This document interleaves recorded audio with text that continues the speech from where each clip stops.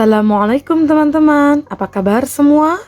Ibu harap teman-teman dalam keadaan sehat walafiat serta dalam lindungan Allah Subhanahu wa taala ya.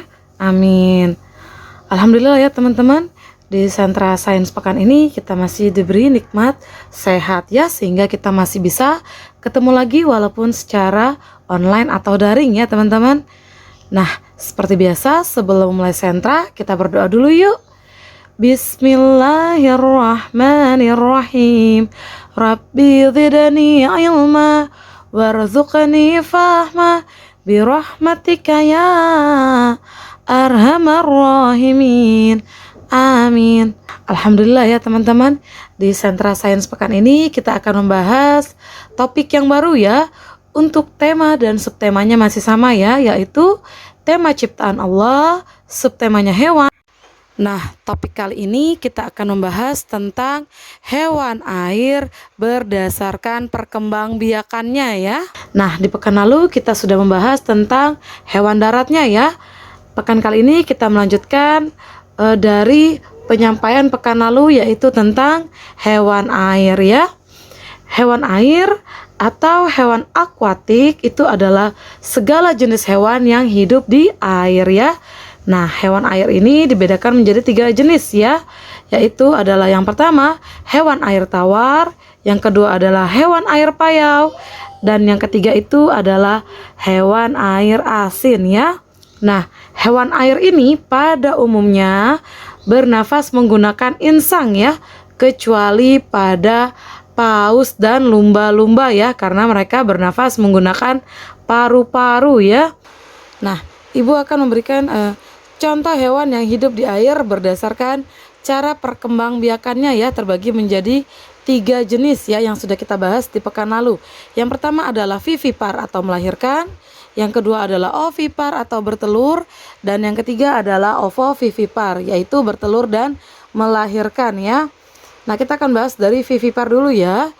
Nah, hampir semua mamalia atau hewan yang menyusui anaknya adalah termasuk ke dalam kelompok hewan vivipar ya, kecuali platypus dan echidna ya, karena keduanya adalah hewan monotremata ya. Jadi kayak platypus ini dia bertelur tapi dia menyusui ya. Nah, adapun ciri-ciri hewan air yang berkembang biak dengan cara vivipar ya. Yang pertama itu mempunyai kelenjar susu sebagai sumber makanan anaknya. Yang kedua, ada yang mempunyai rambut. Terus ada juga yang termasuk hewan bertubuh berdarah panas ya, atau endotherm ya. Yang ketiga, mempunyai otak yang mengatur sistem peredaran darah ya, termasuk jantung yang mempunyai 4 ruang ya. Yang keempat, memiliki 3 tulang pendengaran dalam setiap telinga ya, dan 1 tulang dentari di setiap sisi rahangnya ya. Nah, mamalia ini juga memiliki integumen ya, yang terdiri dari 3 lapisan ya. Maksudnya nih, integumen ini adalah sistem organ yang dapat membedakan, memisahkan, melindungi, dan menginformasikan hewan terhadap lingkungan sekitarnya ya. Biasanya yang memiliki sistem integumen itu seperti memiliki kulit, rambut, bulu, sisik, kuku, dan kelenjar keringat ya.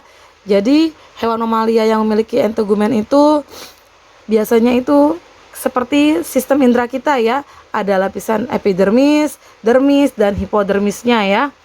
Nah, contoh hewan air yang berkembang biak dengan cara vivipar yaitu ada lumba-lumba, paus, pesut, singa laut, dan lain-lain ya.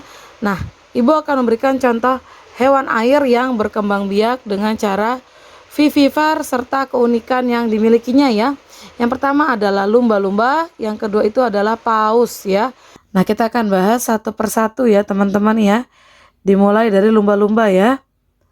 Nah, lumba-lumba ini merupakan jenis mamalia laut yang sangat cerdas ya. Lumba-lumba pada umumnya hidup di laut bebas ya. Namun lumba-lumba itu juga dapat hidup di perairan tawar ya. Nah, banyak sekali teknologi yang dibuat oleh manusia yang terinspirasi dari lumba-lumba ya.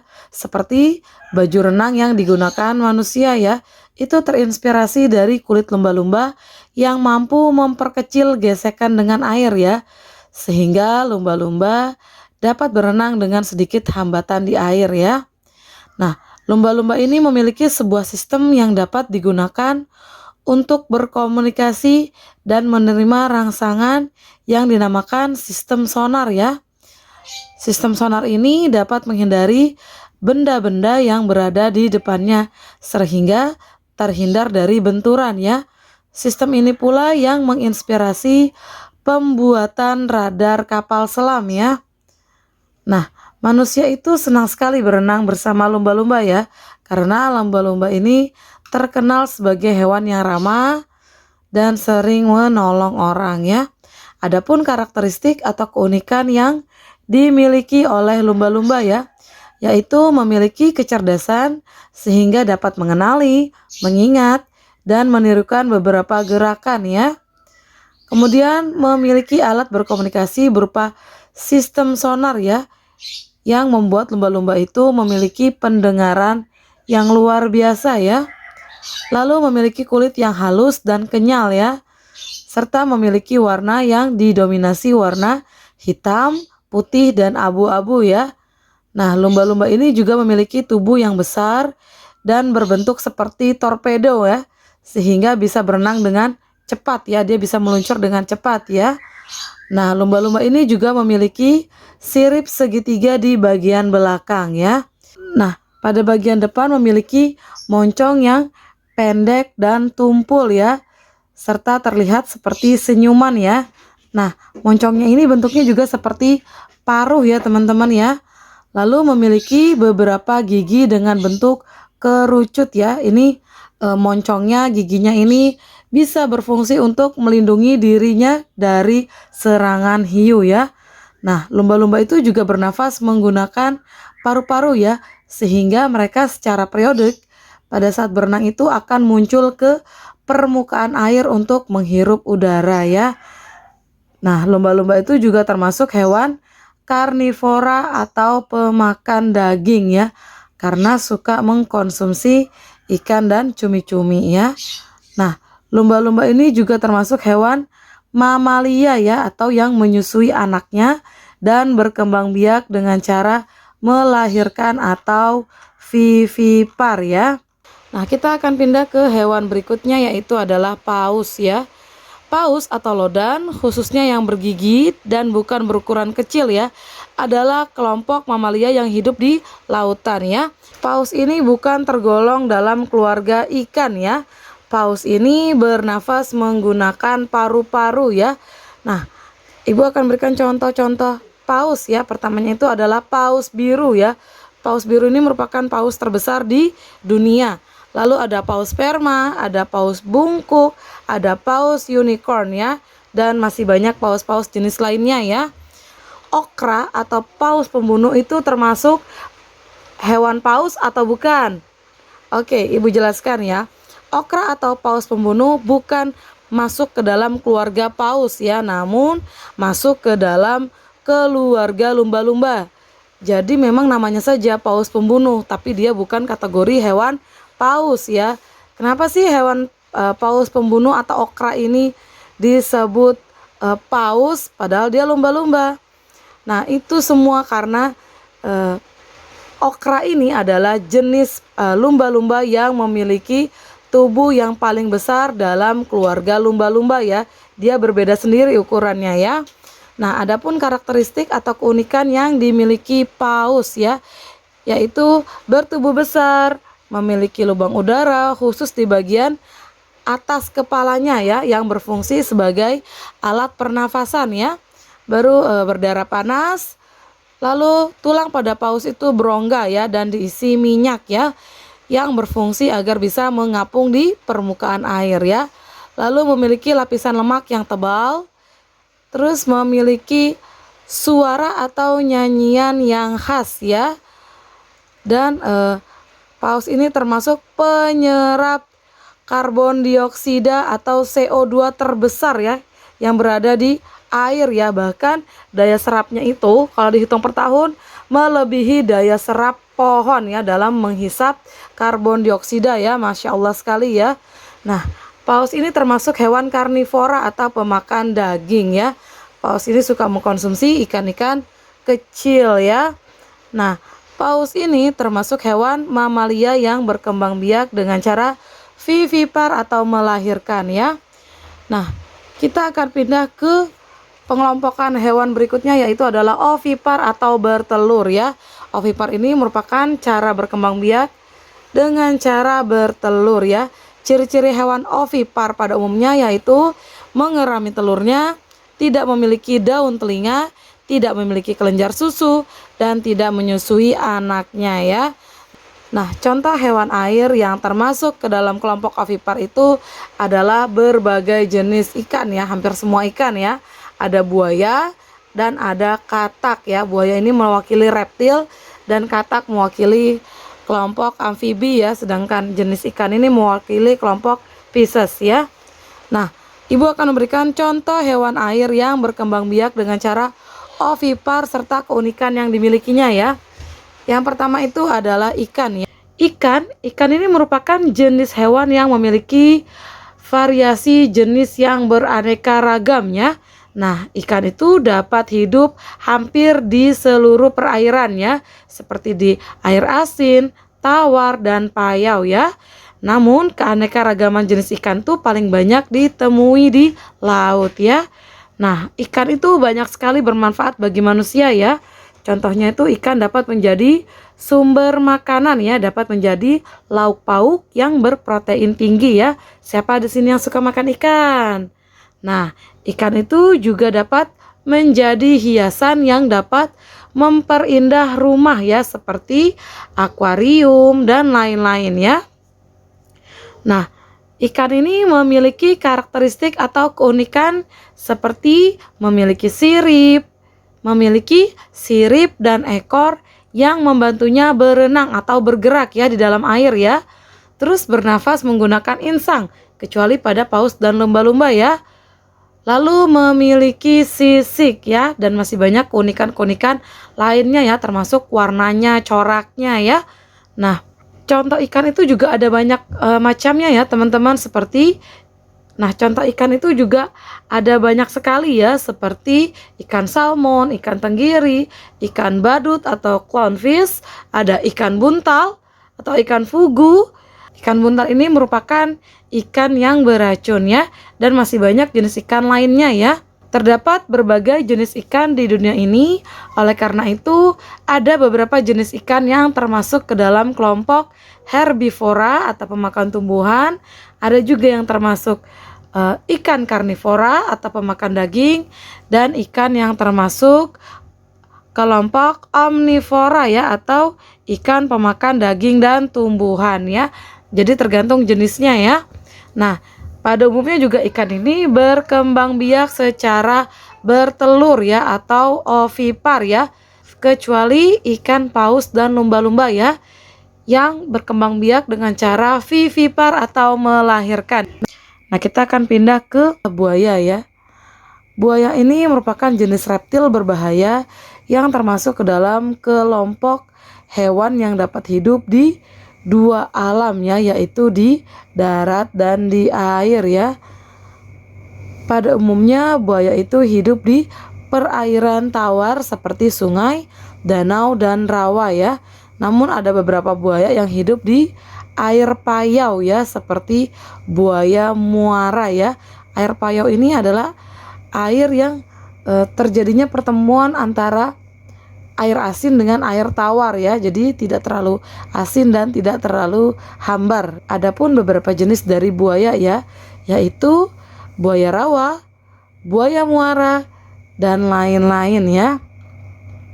Nah, buaya itu memiliki karakteristik atau keunikan, yaitu buaya bernafas menggunakan paru-paru, memiliki gigi yang tajam dan panjang, memiliki moncong atau mulut yang panjang, memiliki cakar pada kakinya, memiliki kulit yang kasar ya, atau memiliki sisik yang tebal, serta memiliki ekor yang panjang dan kasar ya. Nah, buaya ini termasuk ke dalam hewan karnivora atau pemakan daging ya, karena suka memangsa unggas dan mamalia yang ada di sekitarnya.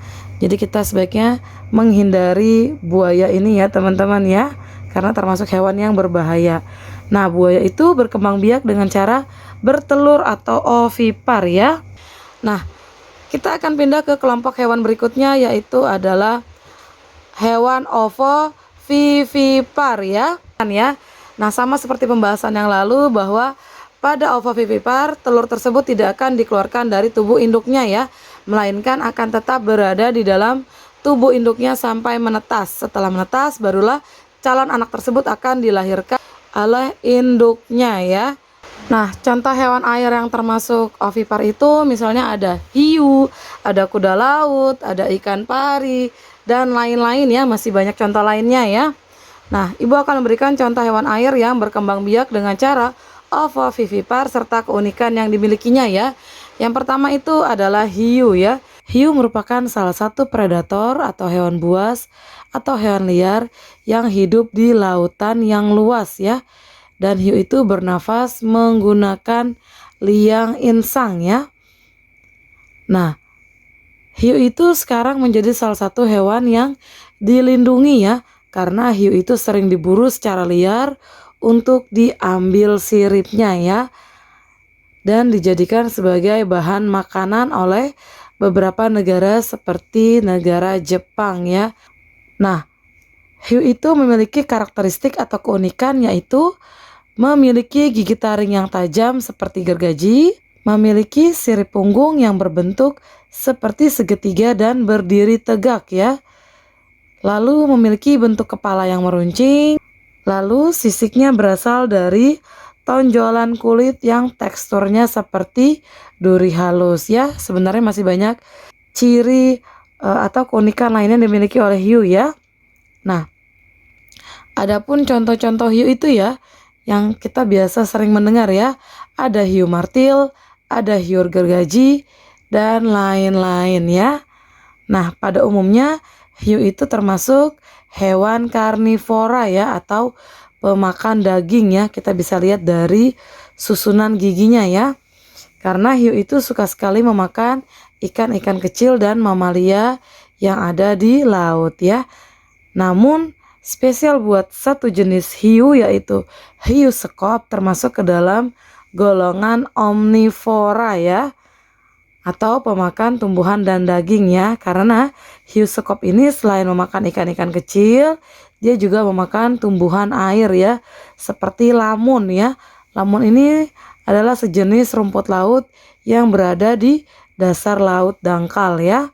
Nah, hiu itu berkembang biak dengan cara bertelur dan melahirkan atau ovovivipar ya. Tapi hiu tidak termasuk ke dalam kelompok mamalia karena tidak memiliki kelenjar susu ya. Nah, kita akan pindah ke hewan berikutnya, yaitu adalah kuda laut ya. Nah, kuda laut ini termasuk ke dalam kelompok ikan ya, karena bernafas menggunakan insang dan memiliki kantung untuk berenang di air ya. Nah, kuda laut ini juga termasuk ke dalam kelompok ikan bermulut tabung ya. Nah, berbeda dengan ikan, kuda laut ini bersifat monogami ya, yaitu spesies yang hanya kawin dengan satu pasangan saja ya. Kalau ikan yang lain kan biasanya dia berganti-ganti pasangannya ya. Kuda laut ini memiliki cara berkembang biak secara ovovivipar yang tergolong unik ya. Karena kuda laut betina akan memindahkan telur-telur yang sudah dibuahi ke tubuh kuda laut jantan ya. Setelah itu kuda laut jantan akan menyimpan telur-telur tersebut ke dalam kantungnya hingga menetas ya. Setelah telur-telur menetas, jantan akan mengeluarkan anak-anak kuda laut dari kantungnya ya. Hal tersebutlah yang menyebabkan kuda laut terlihat seperti melahirkan anak ya. Nah, adapun karakteristik atau keunikan kuda laut ya, yaitu kuda laut memiliki bentuk kepala berbentuk segitiga yang menyerupai kepala kuda ya. Lalu kuda laut ini bertubuh kecil serta tidak memiliki perut, sehingga sering disebut sebagai hewan yang rakus ya. Nah, pada bagian tubuh kuda laut itu tidak ditutupi oleh sisik ya, tidak seperti ikan ya, melainkan ditutupi oleh berlapis-lapis keping tulang yang menyerupai perisai ya. Nah, kuda laut ini memiliki tulang pipi yang melindunginya dari predator ya, dengan moncong seperti kuda yang berfungsi untuk mengambil krustea-krustea kecil ya untuk makanan-makanannya ya, dan memiliki ekor panjang juga runcing yang memungkinkan mereka melekat pada karang atau lamun atau objek lainnya ya. Nah, terus kuda laut ini adalah jenis ikan yang tidak pandai berenang ya, karena gerakannya itu sangat lambat ya, berenangnya sangat lambat. Nah, dari sini Ibu harap teman-teman sudah paham materi yang Ibu berikan ya. Jika ada yang kurang jelas, teman-teman boleh menanyakan pada saat recalling atau meminta bantu pendampingnya di rumah atau orang tuanya untuk menghubungi Ibu via WhatsApp ya. Oke teman-teman, kita ketemu lagi di Sentra Sains berikutnya ya. Ibu tutup dengan kafaratul majelis. Subhanakallahumma wa bihamdik, asyhadu alla ilaha illa anta, astaghfiruka wa atubu ilaihi. Walhamdulillahi rabbil alamin. Assalamualaikum warahmatullahi wabarakatuh.